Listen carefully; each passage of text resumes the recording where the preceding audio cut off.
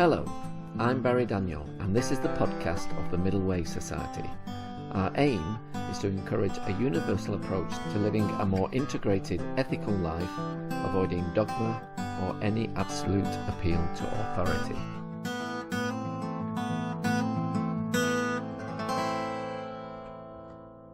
Our guest today is Laura Bridgman. Laura was ordained as a Buddhist nun in 1995 and was resident at Amaravati and Chithurst monasteries in the UK for 18 years until she moved out to live as a solitary nun in 2010. In 2015, Laura left the monastic tradition to pursue the Diamond Heart Ridhwan spiritual path alongside her Vipassana practice. She has run several retreats over the last couple of years on the subject of the Inner Critic, and this will be the topic of our discussion today. Hello, Laura. Welcome to the Middle Way Society podcast. Hello, Barry. Great. Okay, well, perhaps you could begin, Laura, by telling us a bit more about your background and how it was you became interested in the topic of the Inner Critic. Well, over the past few years, I've been counselling people with meditation practice, offering advice and meeting people on retreats. So as I lead retreats, I do interviews with participants, and this quality of mind, which is putting oneself down, not feeling one's good enough, being driven by a sense of should be somewhere else. It seemed like almost everyone I talked to, that was a factor in their practice, and also something that caused them a lot of personal suffering because basically it was self-rejecting. Mm-hmm. And so I became really interested in developing a way to give people more tools to contemplate and recognize this particular piece of conditioning. Great. Okay. Well, let's just dive in then. So where did the term the Inner Critic originate? As far as I know, it originated out of Freud's insights and understandings of what he termed the superego. Okay. So he talked about three levels of mind: the superego, the ego, and the id. And so it's one aspect of the superego. And is that some kind of idealized self where you never fail, some ultimate idea of yourself that you can never really attain? That's part of it. Yes, that's right. So it's a inner mechanism that operates in terms of an inner idea of how we could be if we really showed up, if we really made the grade. Yeah. That's compared with an idea of who we take ourselves to be in the moment, which isn't good enough. And then the inner critic is a kind of pressure to move from where we are to where we should be. Okay. And why is that necessarily a bad thing? Because it does that driving by shaming, right, blaming us and making us wrong. So that's the key difference between that and a kind of objective critique of where we are and what we need to do, yeah, because it adds this personal put down. That makes sense. Okay, well, from a Buddhist psychological perspective, could we maybe unpack it a little bit more? So, how do you understand the inner critic from that perspective? So, it's a particular habit of self-view from the Buddhist perspective. So, things arise in the present moment, certain experiences, feelings, thoughts, actions, reactions. And then there's different ways we interpret that as saying something about us. Yeah. And the inner critic is one way we interpret our experience as a measure of our personal worth or value, or saying something about who and what we are.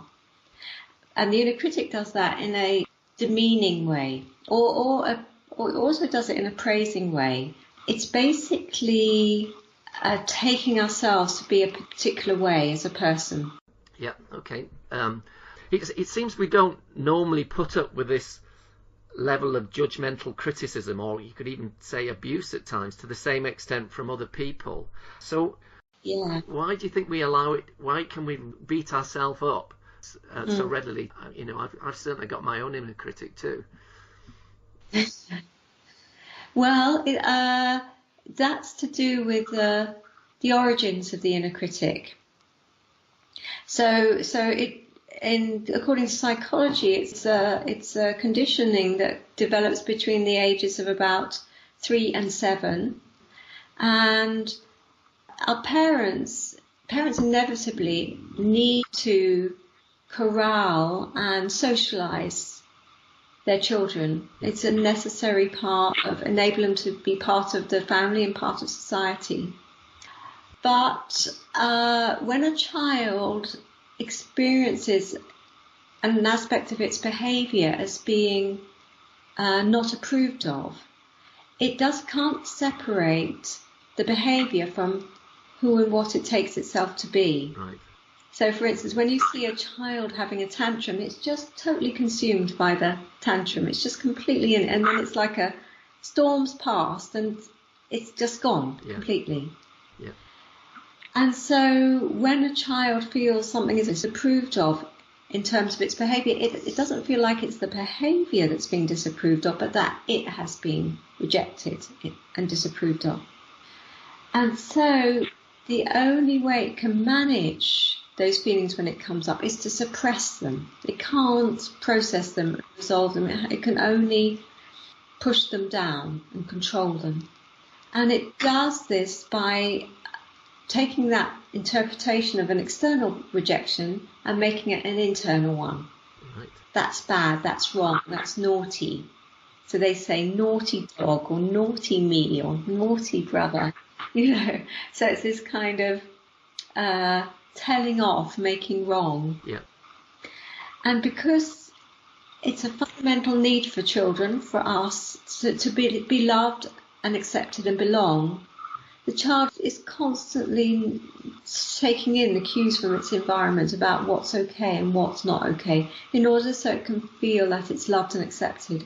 And so we carry this sense that there's a right way to be, there's a way we should be, so that we will be accepted.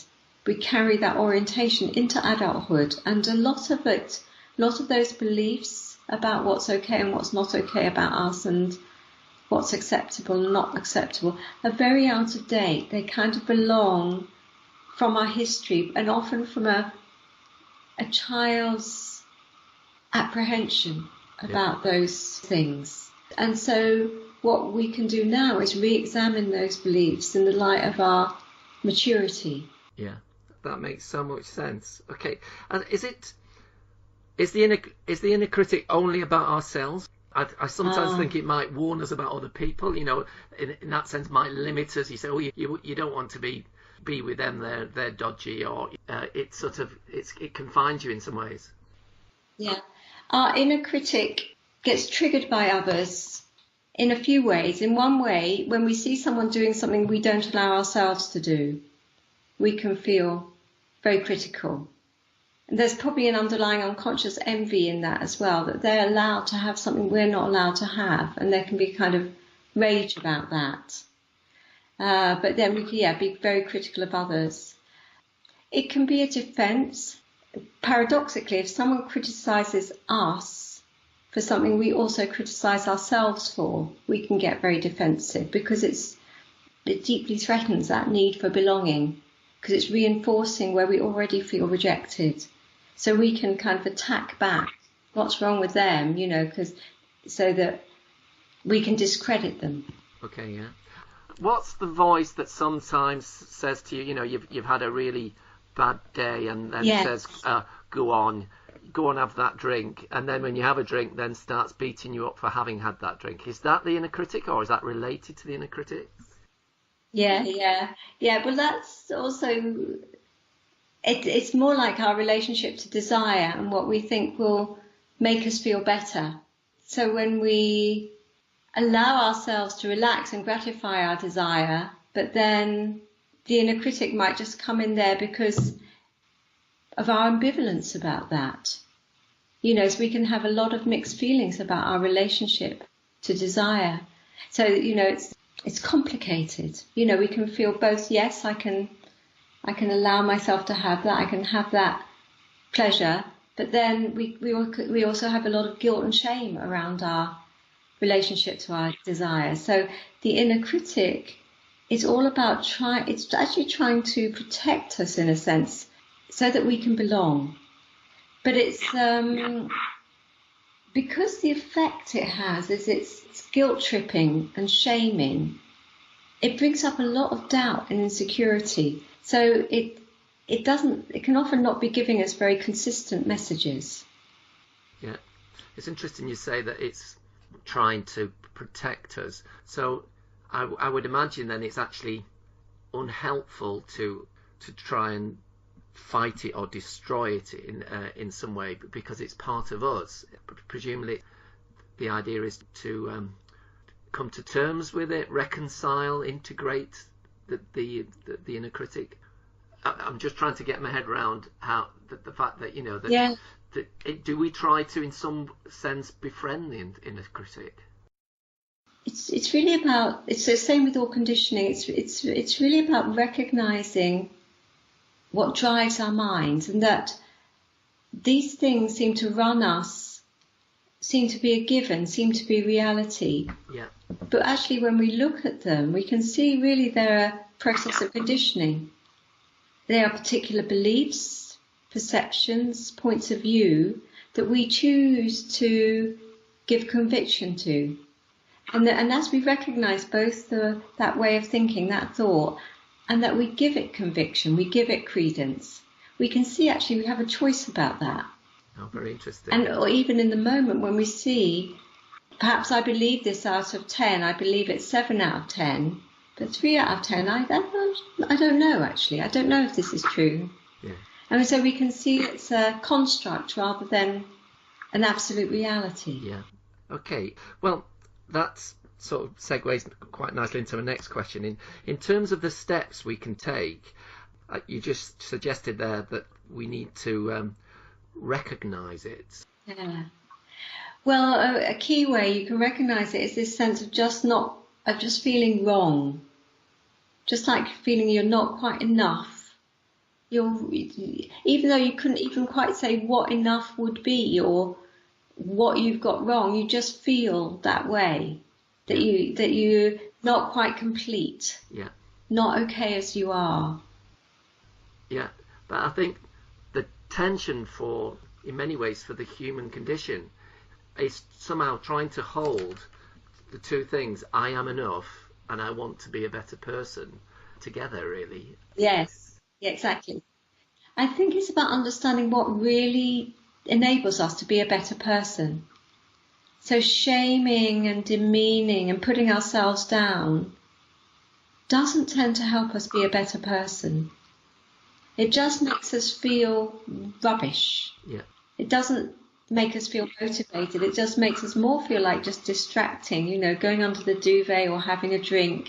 Even though what the inner critic's saying might be true, might be relevant, the way it says it and the fact that it attacks us doesn't help us function in an optimal way.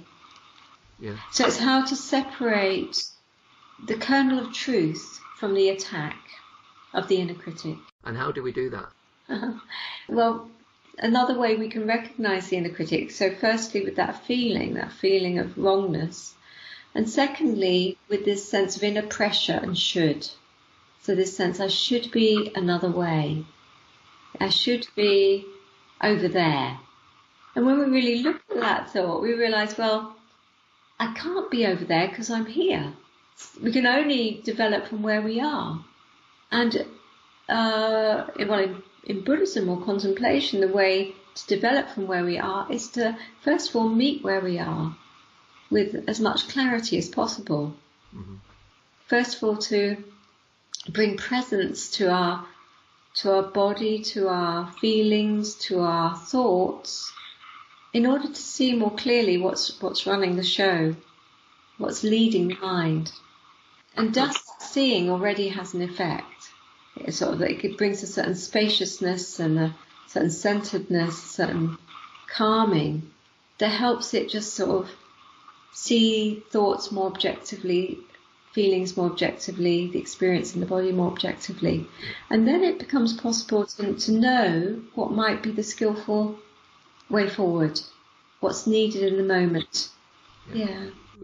You also talk about the importance of compassion and the role that can play in this dynamic.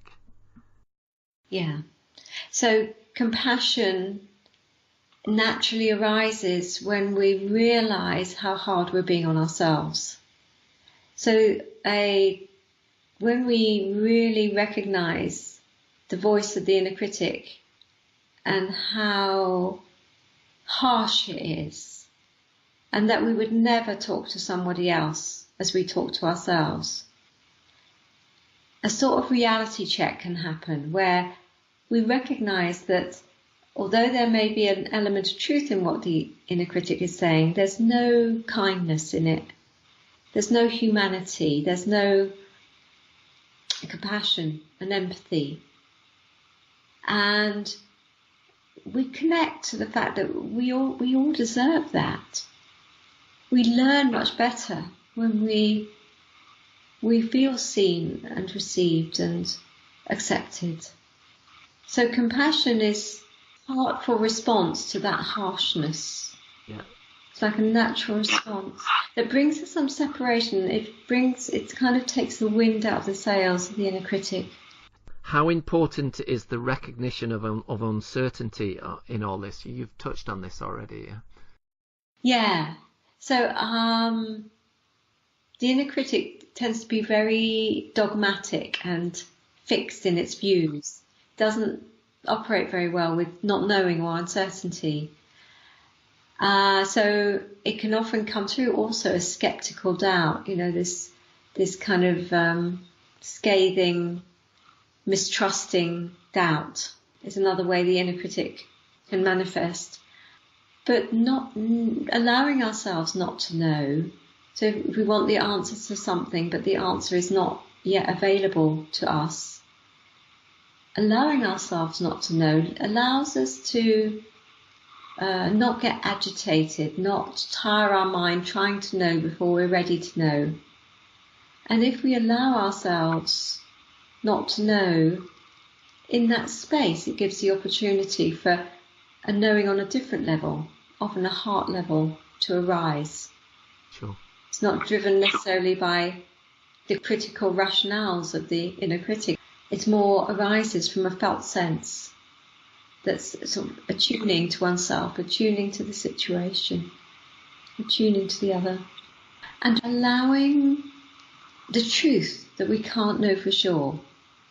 So not then when the outcome doesn't seem to quite bring the results we feel it should, berating ourselves or blaming ourselves, but recognising we made the best decision we could given what we knew.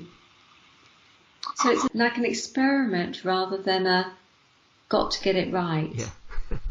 Yeah. Related to it like a process of discovery. Yeah, so just keeping things provisional, holding your beliefs lightly and be open to alternatives.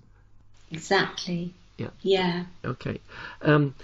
Now, we obviously all get things wrong at times and we can be inconsiderate or blinkered in our behaviour. Now, in a previous conversation we had, you talked about remorse as a lot more empathic response rather than shame or guilt when we mess up.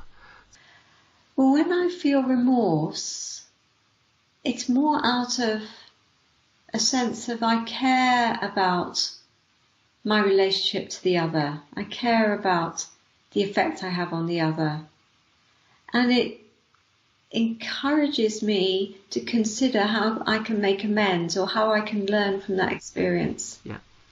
In order to bring in some other qualities next time. Yeah. But it doesn't personally put me down or shame me or blame me. It doesn't make me a bad person. Yeah. So remorse is more an aspect of conscientiousness, which is a feeling of my own, I guess, sense of integrity, really. So it doesn't put me down. It brings me closer to what I aspire to, how I want to develop. Yeah. So with shame, I suppose the most common response with shame is to hide, where with remorse, you want to atone in many ways. Exactly. Yeah. You show up. Yeah. You show up, you take responsibility. Yeah. Yeah. Okay, but imagine I don't know if you've ever worked in prisons or anything, Laura, but imagine you're in contact with someone who's, done something quite terrible, and they have a very, very heavy burden.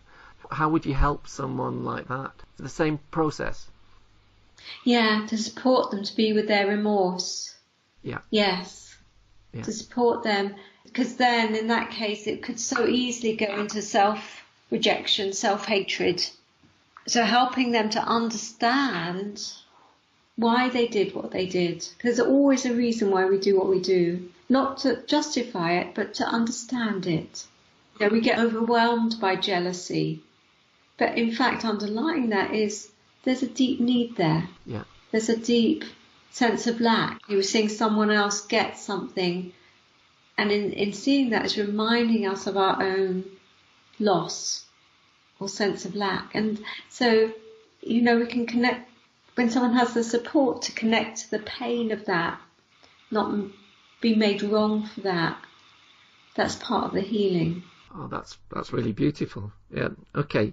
Now you suggest some practical activities to help make the inner critic more conscious.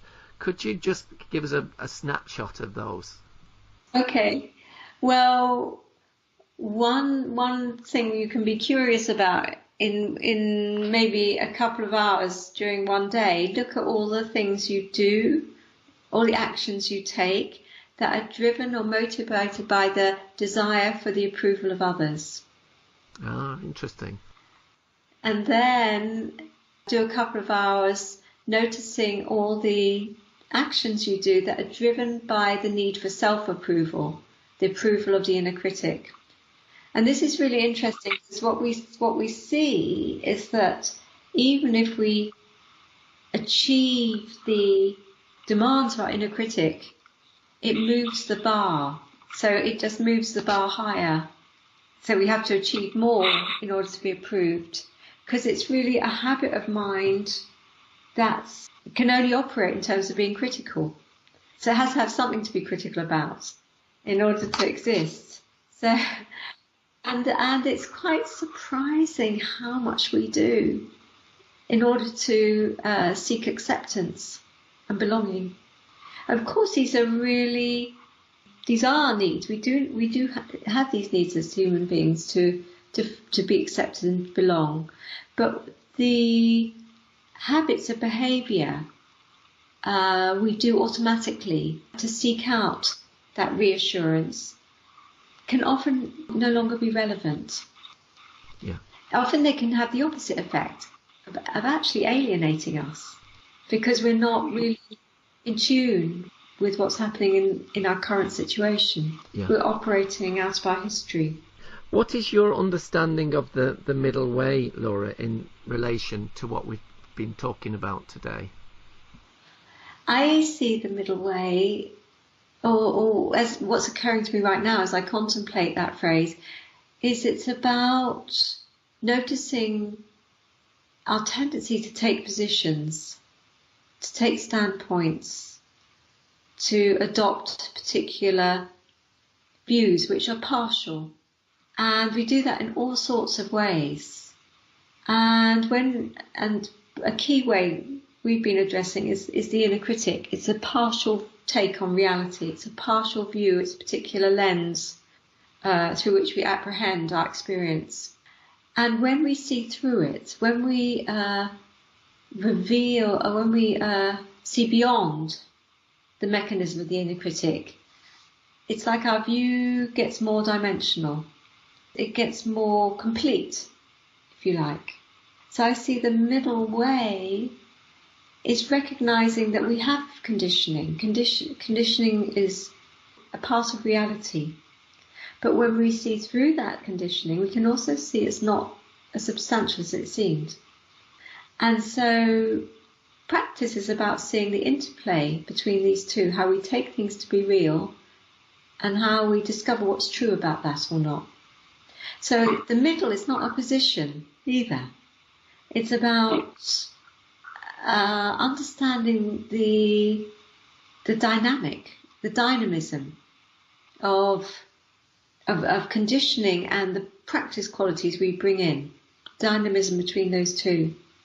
That's a wonderful interpretation of the middle way. Yeah, it's a question I ask everyone, and it's just fascinating with people from all walks of life, so many that are not Buddhist, and I always find it so interesting how people interpret that question. It's a really brilliant question. I'd be very curious how people respond to it. Yeah. Okay, and my last question, Laura, if people wanted to find out more about your work, because I mentioned earlier on that you actually do retreats on the Inner Critic, how would they go about it? They can write to me on my email address, which is reflectiveawareness@gmail.com, so I can write that to you. Smashing.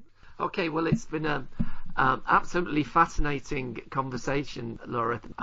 You've certainly given me a clear understanding of this phenomenon, and I imagine that the listeners too. So it's been a real pleasure talking to you today, and thank you very much for giving up your time to speak to me.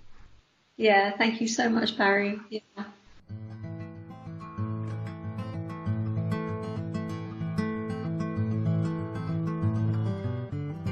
You can find out more about Middle Way philosophy at www.middlewaysociety.org.